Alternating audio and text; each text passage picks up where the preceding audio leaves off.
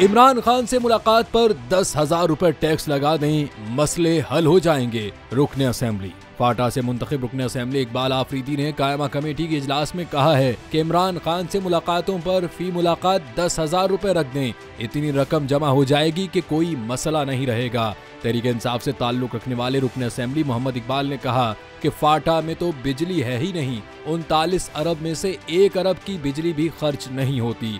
पाकिस्तान की आज़ादी से अब तक फाटा में तो बिजली के तार ही नहीं हैं।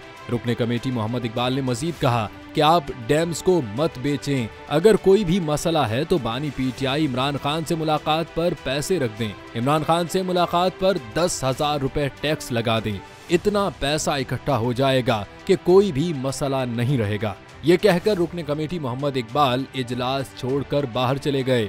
इस पर मुस्लिम लीग नून के रुकने कमेटी राना मोहम्मद हयात ने कहा कि आप लोग असेंबली इजलास में भी ऐसा ही करते हैं।